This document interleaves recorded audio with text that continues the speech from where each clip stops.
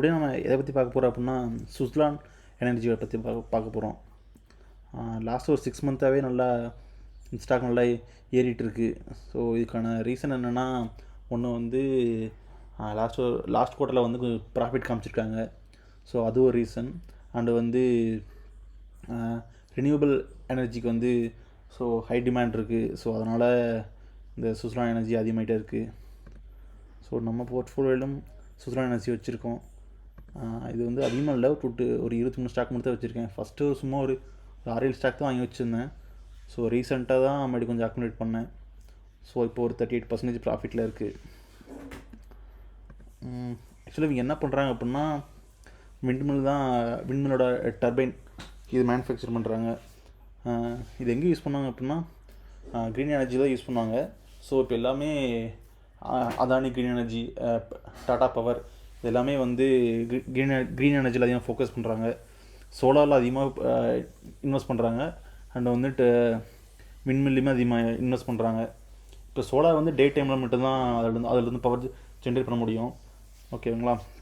ஏன்னா வந்து விண்மில் வந்து காத்தாடி காலத்தில் மட்டும்தான் பவர் ஜென்ரேட் பண்ண முடியும். ஏன்னா வந்து டே அண்ட் நைட் 2 டைமுமே பவர் ஜென்ரேட் ஆகிட்டே இருக்கும். அதனால் வந்து ரெண்டுலேயுமே இருந்தால் தான் கொஞ்சம் பவர் அதிகமாக ஜென்ரேட் பண்ண முடியும். ஸோ இப்போ வந்து ஒரு இடத்துல வந்து ஒரு சோலார் போடுறாங்க அப்படின்னா அது நடுவுலையுமே வந்து விண்மில் போடுவாங்க. ஸோ அது டே டைமில் சோலார் ஒர்க்காகும், நைட் டைம்லேயும் வந்து விண்மில்லையுமே வந்து பவர் ஜென்ரேட் பண்ணுவாங்க. ஸோ அது மாதிரி கேஸாக யூஸ் பண்ணுவாங்க. இவனோட பேலன்ஸ் ஷீட் பார்த்தா இவங்க என்ன இப்போ இவங்க இருக்கிற ஒரே ஒரு அட்வான்டேஜ் என்னென்னா, பாரோயிங் வந்து கம்மி பண்ணிட்டே இருக்காங்க. ஓகேங்களா? இது ஒன்று தான் வந்து ஒரு நல்ல நியூஸாக இருக்குது இவங்ககிட்ட. ஏன்னா அது என்ன பிரச்சனை அப்படின்னா, ப்ரொமோட்டர்ஸ் வந்து அதுவும் கம்மி பண்ணிட்டே இருக்காங்க. அதுதான் பிரச்சனையே. 13% தான் வச்சுருக்காங்க ப்ரொமோட்டர்ஸ் ஹோல்டிங்கு.